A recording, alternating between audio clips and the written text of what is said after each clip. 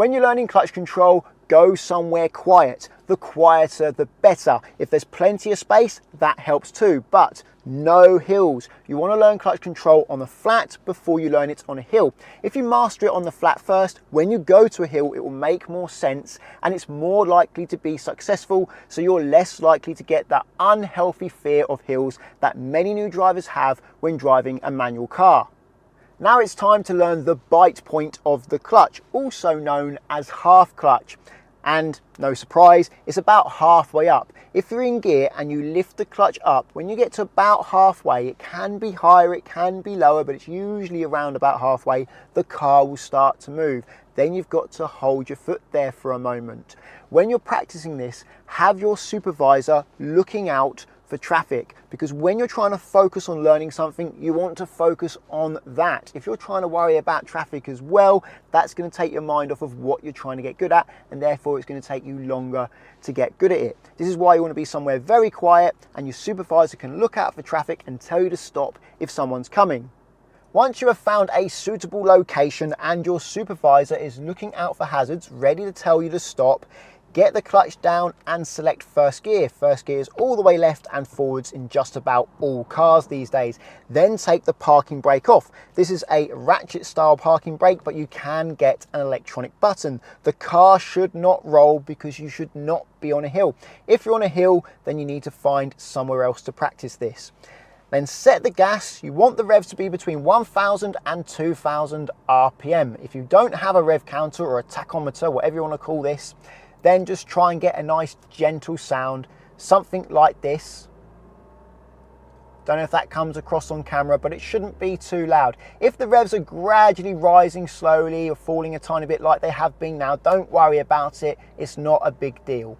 Now lift the clutch slowly, and when the car starts to move, hold the clutch steady. You only want it to move slowly, and hold the clutch for a couple of seconds, then clutch down and brake. Then repeat the process. So set some gas, lift the clutch slowly until the car starts to move, hold it steady when it's moving slowly for a couple of seconds, and then clutch down and brake to stop. And keep repeating this process until you move smoothly. The car should not be jerking forwards, and you shouldn't take too long finding the bite point. You should be able to find the bite point about this fast after setting the gas. I'll do that again, about this fast. If you can do it that fast without jerking the car, then you've mastered finding the bite point in that particular car. This exercise is great for building up muscle memory of where the bite point is, because you're doing it again and again and again, and you're focusing on it, so you learn it quickly. It's important that your supervisor knows what to look out for. They should be looking in front, behind, and the relevant blind spots, and when a hazard gets close enough that it's a concern, then they should tell you to stop. You don't need to wait for someone who's half a mile down the road because, well, they're not a concern at the moment. When they get close enough that you think you may be confusing them, stop, let them pass, and then carry on. When trying to practice the clutch bite point, it can be helpful to keep your heel off the floor. Here's why. If I push the clutch up and down now with my heel off the floor, the clutch pedal, if I move it to one side, you better see, the clutch pedal stays in the same place under my foot. But if I put my heel down and lift the clutch, you'll see the clutch pedal slides under my foot, and when I push it back down again, now it's in a different position. I lift it up, push it down again, and by the time I've done it 2 or 3 times, I've actually lost control of this pedal, and I don't have any option other than to try and wiggle my foot lower or come off the clutch completely. Many people are taught to keep their heel down when using the clutch, and in fact I've seen many people struggle finding the bite point because they're trying to keep their heel down. It works for some people, but it doesn't work for everyone. Do what works for you. Once you've mastered finding the bite point, the next step is to know when to come off the clutch fully. Do it too early, it's going to be jerky. Do it too late, you don't have as much control over the car. It's quite easy to tell. Normally the engine speed starts increasing once the clutch is finished, and quite often just before it increases it goes down a little bit as well, but not always. So quite often the sound will go like like that, then you know you can come off the clutch. I'll try and demonstrate that now. So clutch down, first gear, parking brake off, get some gas, find the bite point, no one's coming, hold the clutch steady, usually takes about 4 seconds, listen to the revs, you see they've dropped, and then they've started going up again, and I can come off the clutch. You may not have been able to hear the revs because I was talking, so I'll do that again, but you could probably see they dropped and then went back up again. So clutch down, braking to a stop, get some gas again, and this time I'll be quiet.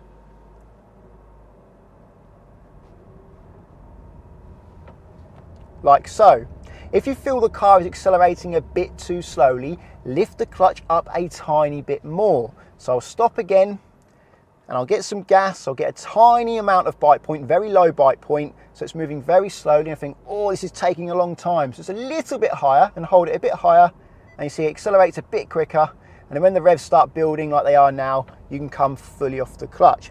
If you heard the parking sensors go off there, that's because there's quite long grass hanging out from the side here, and every so often it sets it off. They haven't cut this like they usually do. In fact, the whole of the UK at the moment seems to be very bushy on the roads. I think they've been told not to cut the verges so that the bees have more pollen, I guess, or nectar is what they want, isn't it? You may have noticed that the revs drop when I lift the clutch up. That doesn't mean the clutch is done. They'll always drop the moment you reach the bite point because they're under pressure. They're trying to move this heavy car. It's no different to you holding your hands out and someone putting a heavy box on you, you're going to go down. That's the same thing that's happening to the car. I'll show you now. So clutch down, first gear, handbrake off. I'll give some revs, some power there, so the engine has some power to move the car. No oncoming. As I lift the clutch, the revs are under pressure, they start moving the car. Sometimes they drop a little bit more before they rise, just as the clutch finishes. The next step is to learn how to stay slow. Usually I'll pick out an object at the side of the road, say a lamppost or something, but there's nothing really distinctive here, so I'm going to put an arrow on screen now, and I'll say to my pupil, you've got to get from here to that point without going above 2 miles per hour. And usually I'll do the steering and keep them near the side of the road so they can just focus on speed. And nearly every time this happens, they usually think it's going to be quite easy. They think 2 miles an hour, how hard can that be? Okay, so they get gas, they get the bite point. By now they're checking themselves to make sure it's safe, and blind spot, make sure it's clear.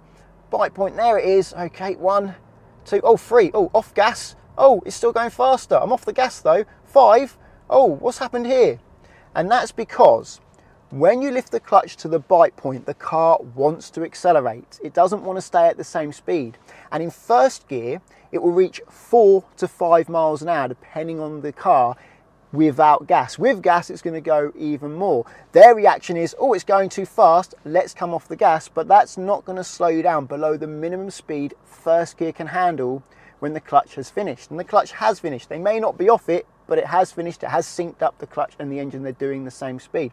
So what you have to do is you have to give the car a series of nudges. By lifting the clutch to the bite point, the car accelerates, then clutch down and let it roll.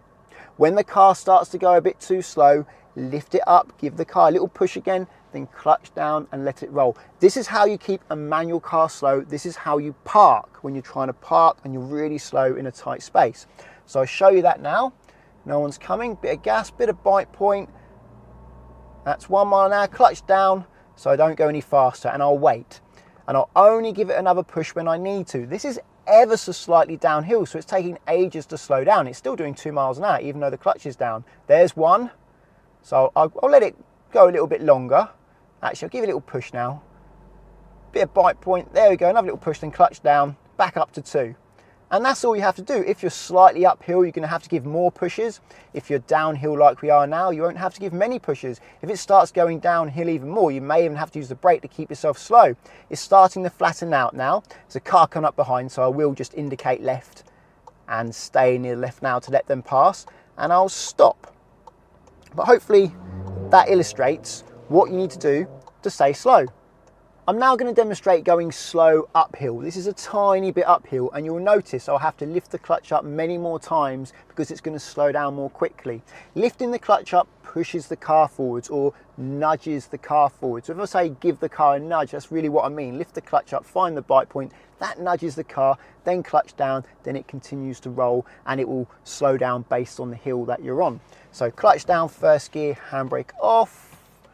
tiny bit uphill, but not enough to actually make myself roll here. Bit of gas, no one's coming, bit of bite point, little nudge there, 1 mile an hour, 2 mile an hour, clutch down, let it roll. Slightly uphill, so it's slowing down more quickly. So you see I have to give it another nudge now by lifting the clutch, and I'm gonna have to do that more often than I was before, because now I've just basically turned round and now I'm going up the same hill instead of down. So I have to give loads of little nudges. Now what can happen is when you get skilled at this, your nudges can be so fine, the resolution can be so high, like I am now, that it looks like you're not actually speeding up or slowing down, you're staying at the same speed. But that's because you're just doing lots of tiny little nudges, so the car is only slowing down and speeding up a tiny amount, so it's barely perceivable. This is where keeping your heel up can be very important, because if you're having to lift your foot up and push your foot down on the clutch a lot, you probably will lose your footing. In vans though, the pedals are a bit different, so I find in vans it's not such a problem because they sort of come out of the front more horizontally, but with vertical pedals like these ones, when I have my heel down, you see the pedal's going to start getting lower and lower, and eventually I'm going to get a little bit stuck and have to do that wiggle, and I actually shot forward a tiny bit there when I wiggled, didn't want to do that, I wasn't in control. So heel up like that, for me, I find that a lot easier, and so don't many of my pupils. What about clutch wear, I hear you ask? Well, if you're learning to use the clutch, you're going to cause more wear because you're using it for the sake of practice. It's getting more use. An experienced driver is only going to use that clutch as and when they need to. What you don't need to be worried about is holding the clutch at the bite point for a few seconds to let the wheels gradually catch up with the engine so you move away smoothly without sending a nasty jolt through the car, possibly causing more harmful damage to your transmission. This is not riding the clutch. This is using the clutch, and it's exactly what it's designed to do. I have a video all about riding the clutch though. I'll leave a link to it up there in the top right hand corner of your screen. You may have been told or have just realized that you can lift the clutch up without adding gas and your car will move away just fine. And it will in this car. Let me show you. Clutch down, first gear, handbrake off, no one coming. I'll lift the clutch up, but pay attention to the revs when I do this. I'm not adding gas. And the car moves. It is moving. It's moving slowly, but it moves. Did you see the revs though? I'll do it again. Watch the revs. Even though I'm not pressing the gas, the revs rise anyway. And that's because you do need a bit of power to get the car moving. And even though I'm not giving gas, the car's computer, which is known as the ECU, the electronic control unit, knows gas is needed, so it's adding power for you to prevent you from stalling. I don't recommend learning this way, although I use it myself sometimes. I don't recommend learning it this way because if that's the only method you use, when you get to a car that doesn't give you much help, well, you're going to struggle moving without stalling, and that does actually happen to many people who pass their driving test in the car that gives them lots of help and they don't need to add gas, and when they go to move away themselves, this happens. I got going, but it was a little bit jumpy and I think I scared the squirrel there. So my advice is to practice adding gas before you lift the clutch. That way you'll learn the skill you need to drive all manual cars. But not only that, it will help you accelerate more quickly, which can help you in certain situations, can give you more confidence. If you think the video is helpful, please give it a thumbs up.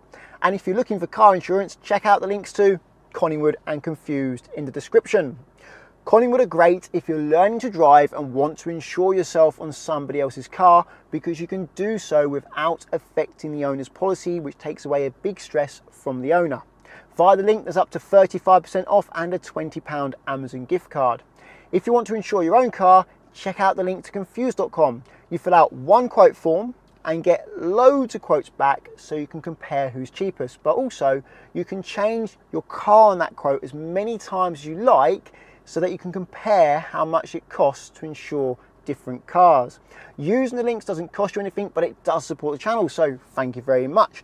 Subscribe to get my future videos, and until the next one, cheerio.